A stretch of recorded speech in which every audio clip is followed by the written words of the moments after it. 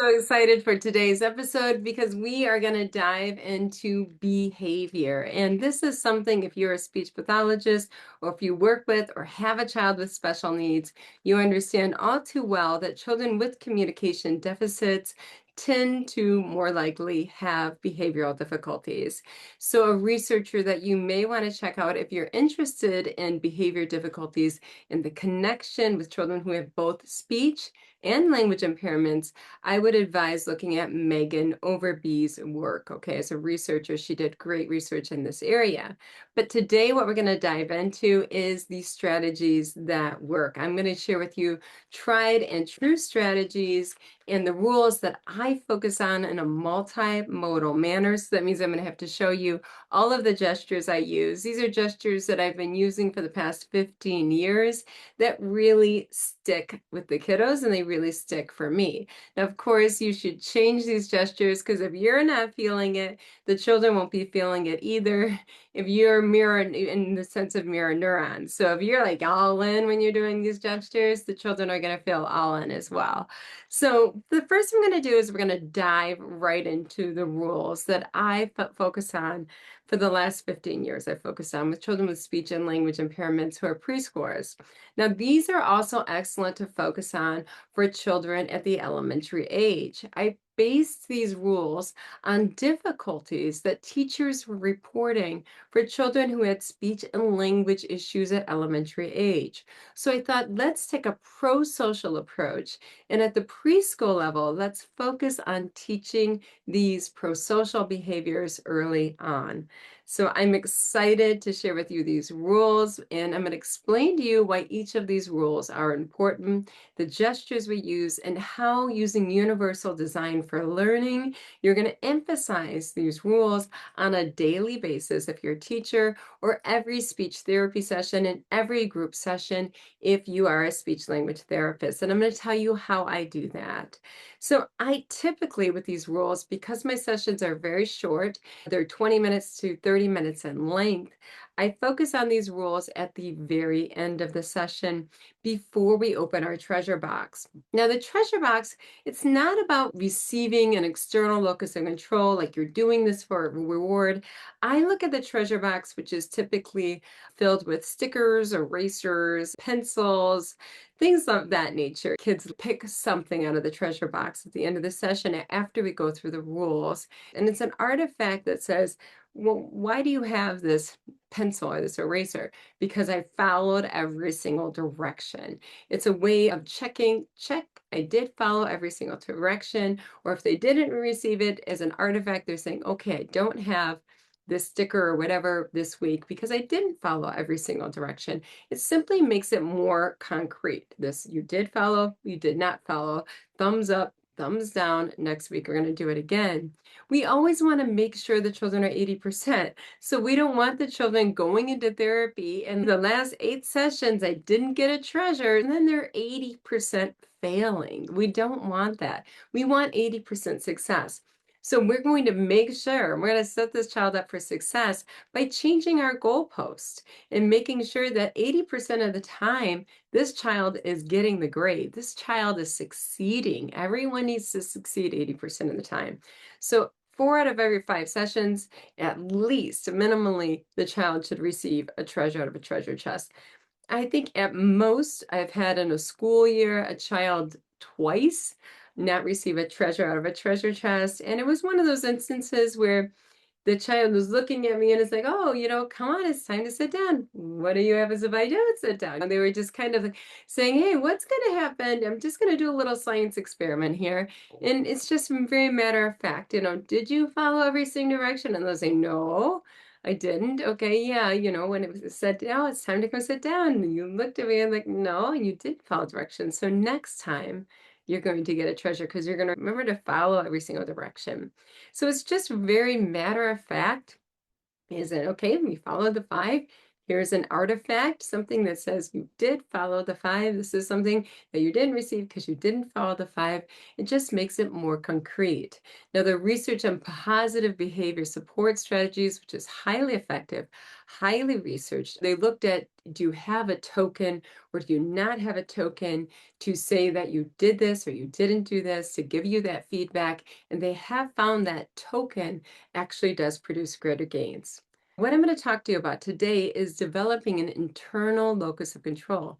I think that's what's most important with the children we work with special needs. What the research indicates is that children with communication impairments, they tend to have a very poor locus of control, and that continues on to adulthood. And that locus of control means that they don't think they're in charge of whether or not they're going to succeed. So we want the children to know you are the teacher. You are in charge of your learning. You are in charge of your successes, okay? What we're doing is we are simply giving feedback, we're promoting it, and we're doing it in a multimodal manner, which is why it's important to share these materials with you, why it's important to show you the gestures and how that works. And it's because it's multimodal. And when it's multimodal, you can stop talking. And when you stop talking, that builds an internal locus of control. When you're not talking anymore, the child is teaching. The child is doing the talking. You are the teacher now. You are passing that baton. It's a really important moment. So let's dive into the rules. The first thing I'm going to show you, if you're watching on YouTube, is I wear this around my neck, and I do not like wearing things around my neck. I am one of those people who cuts the tags out of all of my clothing. I don't like this around my neck. The only reason I'm putting it around my neck is because I have to carry my keys with me because we must have our doors locked 24/7 for safety purposes. And if you work in the schools, you understand that. I'm sure the same rule applies to you. I would be locked out of my room if I didn't keep the keys around my neck. What I did is I went to Target and I bought this really beaded purse holder, and it was on clearance. So I think I got it for $1.20. And it's just kind of like, okay, I wear this and I like it because I don't want to wear a shoelace around my neck. Oh, it already doesn't feel good. And I'm like, if I'm not going to feel good, I'm going to wearing this thing around my neck. I mean, at least I'm going to make it cute. So I wear these cute beads. Okay, let's move on. The first rule we have here is to pay attention. Now, this is all empirically based. And what Megan Overby found in her research of elementary age teachers is they were reporting that the children with articulation delays had less attention than those without. That research is supported in that there's research indicating that children with articulation impairments are more likely to have worse executive function. That has been triangulated in the data in other areas. For paying attention, what I like to do is I tell the students, this is really important. This is an anticipation prompt in which you get them physically positioned before you say the words, and then they're more likely going to say the words. I tell them, okay, get out your binoculars. Then we get out our binoculars, and then I say, did you pay attention? Now I say it really slowly like that so I can do a completion prompt. Later on, I'm going to say, did you pay? And then I finish it, tension.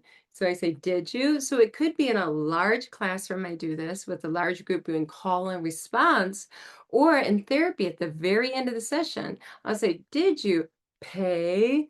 And then I say, attention. And then you say, did you? And then we do check. Now with the check, as you're going to see it on YouTube, it's easier to see it, is I have them move their arm in reciprocal motions back and forth. And that's a little brain gym in which they're moving their body in a complex manner reciprocally. So we say, check. Now, if they start yelling, of course, then you start whispering it. Because of mirror neurons, they'll whisper it back to you. And sometimes I drum it with my fingers. I go, check. So we do different things to make it a little bit exciting, but that's the classic check. And moving your arms up in the air like this in a celebratory manner, it does innervate the vagus nerve. And in doing that, that's going to make you feel calm, confident. So as you can see, I also have it around my neck. I can say, did you and I can point to the words and they can read it. Pay attention. You read that all by yourself. You're the teacher now. So once again, you said that all by yourself. You're the teacher now, and I'm the student. As soon as possible, you want to stop talking.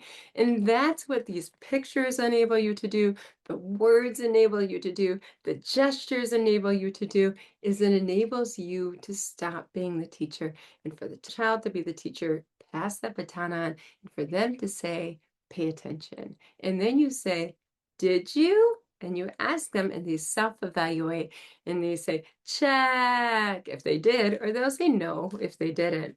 So then we go to our next rule. So I can flip my cards here and you can download these. This is going to be in the download, kellyvest.com/behavior. So kellyvest.com/behavior. You can download these cards for free.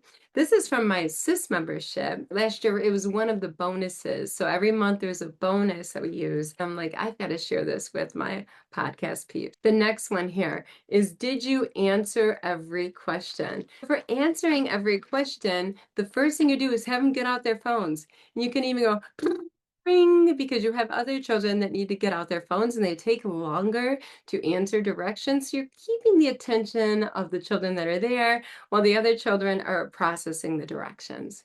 And then we say, did you answer every single direction? And then once again, they'll go check after you say, did you? And you can show them the flip card and say, answer every, and then they finish it. Question. You read that word all by yourself. What a reader you are. Check. So you have it there in print. This is what multimodal is about. You have the symbol there. You have the gestures there. So everything is multimodal, which means that if the child has auditory processing difficulties, they're still processing the information. And most importantly, you can stop talking. The minute you stop talking is the minute the locus of control changes from your hands to the child's where it belongs. So the next thing we're going to do, and the reason we have answering every question is what the research is showing is children with communication impairments, particularly those with developmental language delays, they tend to be under responders. So when a question is posed to the group, they're the ones that are going to be under the radar and not respond. So we want to teach them to respond to questions explicitly, that this is a pro-social behavior.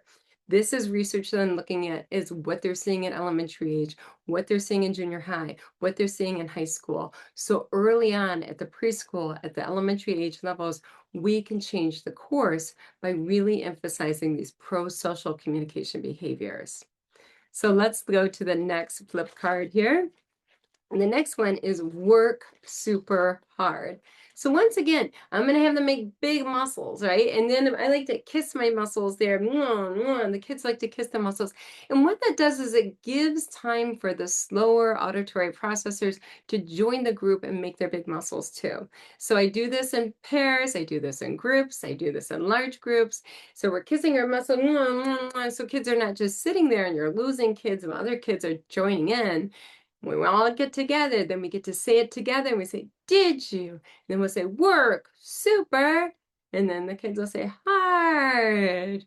And then you're the teacher now. You said that all by yourself. Did you? Check. So once again, working hard is just the way it's going to be. If you have a communication delay, you are going to have to work harder than your neurotypical peers in order to have that academic success, that social success. That's life. And there's nothing wrong with that, because through our adversity is how we develop our strengths. But you're going to have to work harder. That's just a truth of it. And there's nothing wrong with that. That's a great pro-social behavior to develop. So working super hard is the next one. And that's something we really want to show. We want to show that their efforts matter. It's not a fixed mindset, it's a growth mindset, and that if you work hard, you can accomplish anything. And it's interesting how the research really pans out in this area, and that those that believe that when they ask that question, if I work super hard, I can accomplish any goal. And this is across different areas, exercise, if they look at people and their work performance, they look at people as their parenting performance, they work at people in their relationship performance. If they believe, if I work hard at this, I'm going to be successful, they are. So it's the Mickey Mouse, Walt Disney, if you wish upon a star, makes no difference who you are, your dreams will come true. Those that believe that, actually, they're the ones who are successful. So believing and working super hard is really important at the end of the day, particularly if you have a communication impairment. Now let's look at the next one. Following every single direction. Now that's another area where children with communication impairments, even those who have articulation impairments, are reported more poorly by elementary age teachers. So what we want to do is we want to emphasize that pro-social skill of did you, and I like to take out wood to chop the wood, follow every single direction. We say, did you? And the children are doing it with us. They're chopping the wood with us. And the neat thing is children can be chopping the wood, like I said, while they're waiting for their other peer to sit there. They're not just sitting there waiting for the whole group to get in with it, the chopping every single different. So then you say, did you follow every single direction? Did you check? So then we go through that rule. You can flip the card. They can read the words. You can show them the symbol. They can do it all by themselves. The next one is keep your hands to yourself. So I said, well, make a nest. And it's kind of hard for a lot of our preschoolers with their fingers. Now, keeping your hands to yourself is another area. The research indicates that children with communication impairments tend to be more likely to have sensory issues. So a lot of them are sensory seekers. So keeping your hands to yourself is a really, really important goal. So what we're going to do is we're going to say, make a nest with your hands, and they put it together and they put their hands gripped together. We say, did you keep your hands to yourself? Did you check? And then we go to the next one, and that is all of them. So then they follow the 5 rules. Now, when I'm working with a group with kiddos, what I'll do is I'll have bubbles in my hands. I'll walk around and blow the bubbles on, and I sing a song. I'll say, bubbles raining on your head, row in your head, row, bubbles raining on your head. That is the 5 rules. Good choice here is where I give them feedback. When I catch them all the time being good, that's what they say. Of course, we don't like praise. We say, oh, you made a good choice. Look how you helped your friend there. That was so kind. I love how you shared. I'm always flipping over this good choice, and I give a thumbs up. I give a fist pump, or I give a high five. Gestures are very powerful. The research indicates with kindergarten age that gestures are more powerful than words, just using gestures by themselves even. This is the good choice one. I like to use this when I'm sitting and pushing in and I have a teacher working with a group. I don't want to talk, but I want to acknowledge that the children are sitting, that they're paying attention, that they're answering questions. So I'll just put up the good choice and I'll give it a thumbs up, or I will show them any of these other ones that they're answering every question. In a case of emergency, you might have to use the stop card. So that, of course, is there. Now, those are all of them on the lanyard. What I want you to think about with the lanyard is this is not for behavioral correction. This is for behavioral promotion. What I see a lot of times, unfortunately, is people will wear these lanyards around their neck with all the rules, and they're constantly correcting the children. The children are by no means missing getting the 80% mark of positive interactions. What we want to think about is how can I add to this child's capacity? I always talk about the demands and capacities that we all face, and we always want to think about how can I make this child stronger? And you're going to make this child stronger by not redirecting them constantly, but instead by giving them positive, objective encouragement. That's what these cards are. You're paying attention. You're answering every question. You're working super hard. You're following every direction. You're keeping your hands to yourself. You're making a good choice. So all of these cards are basically going to add to the capacity. Now, when you're giving redirections, you're taking away from the child's capacity. The child is failing. The environment is too hard. You're redirecting them. You do not want to do that unless it's absolutely necessary. You always want to think about the 80% rule. No child in your classroom should be successful less than 80% of the time. If they are successful less than 80% of the time, you as a teacher, you as a therapist need to do something different. You need to catch the child being good, and you need to add to their capacity. You need to give them more positive encouragement, more objective feedback. That the child's just standing there. I like the way that you're keeping your hands to yourself. So think about how can I build your capacity? Because a lot of these children, their scales are tipped. They are not successful 80% of the day with 20% failure. Instead, they are failing the capacity. The demands of the environment has exceeded their capacity. They are failing 80% of the day, and 20% of the time they're successful. No one can live like this. They are in a hole. What we want to think about with this lanyard around your neck is not how can I correct the child? Instead, you're thinking, how can I build the child's capacity? It's all about capacity. It's not about correction. It's about building the capacity of the child. So that's what I want you to think about with these things, because a lot of times I just see know this, know this, know that, know that. These people are taking out their cues. So now the child is being verbally corrected, they're being visually corrected, they're being gesturally corrected. They're kind of getting 3 corrections instead of 1. Let's go the other way. Let's build their capacity 3 instead of 1. We're going to build their capacity with gestures. We're going to build their capacity with words. We're going to build their capacity with symbols. We are giving them capacity instead of taking away from them by giving them a correction and taking away what they have. At kellivest.com/behavior. That was my little gift from you. It's just a bonus I used in the SIS membership that I thought would be helpful to you, because I know a lot of you are preparing for the school year. What you can do is you can go and laminate this right now, go out and have fun, go shopping, go find yourself a cute purse strap, because you don't want to wear one of those ugly shoelaces around your neck. Give yourself something cute to wear, because you know it's going to be uncomfortable. You might as well look cute wearing it and have fun with that.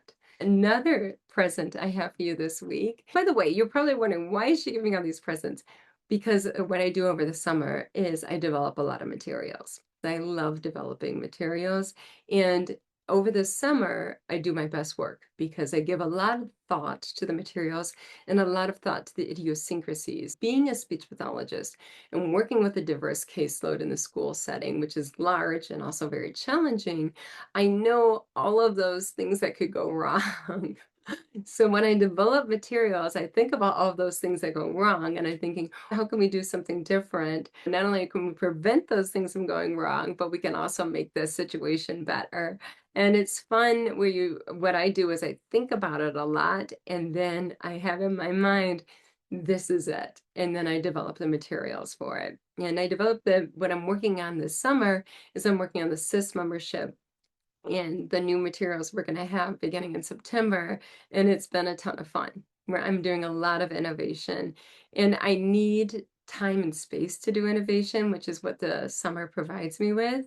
And for me, it is a vacation because it's so much fun reading the research, reading the strategies, knowing the children, and putting it all together and developing materials that's based on research, that's based on clinical experience, that's based on diverse groups of children and what works for everyone. It's a lot of fun for me. So what I do is I hyper focus. It gives me time to just shut the world off and totally focus in on developing materials, which is super fun for me for the SIS membership. These are materials that I'm like looking at, and I'm like, how can I tweak these materials that I use and I love? So I wanted to share a couple with you. Another material that I think doesn't need any tweaking because I like it a lot, that I'm giving to you as well from our SIS membership, is this is just a diploma. So this is one of the bonuses that I gave in the SIS membership. And it says, congratulations, it's for remembering to, and then we go through all the roles here. And you have the symbols there. Did you pay attention? Check. Did you answer every question? Did you work super hard, follow every direction, and keep your hands to yourself? Now, these rules are picked not just because, oh, this sounds good. These are rules that children with communication impairments struggle with. Look at the research. I do have a crystal ball, knowing what are they going to struggle with in junior high? What are they going to struggle with in elementary school? And how can I change that trajectory so that they don't struggle with these areas? Because we've explicitly been practicing it, explicitly been encouraging these behaviors early on and been highlighting them. I'm hoping to change that trajectory for children with communication impairments when they leave us.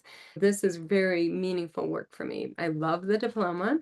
I love the flip cards, and I hope you do too. For both of them, you go to kellybest.com/behavior, and you will get both of those. Thank you so much for being here with me. Over the summer, the episodes may come out like on a Friday instead over the summer. And that's not because I'm on vacation drinking margaritas on the beach, but that's because when I'm innovating practice, I try to not do anything else during those times because I want to be all in on it.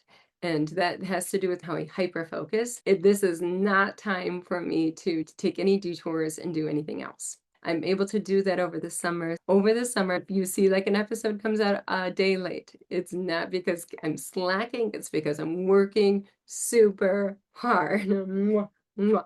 We're in this together and we're learning together and growing together. With that said, roll up your sleeves and do what you do best, which is make the world a better place, one child at a time. With me, you're always going to be first.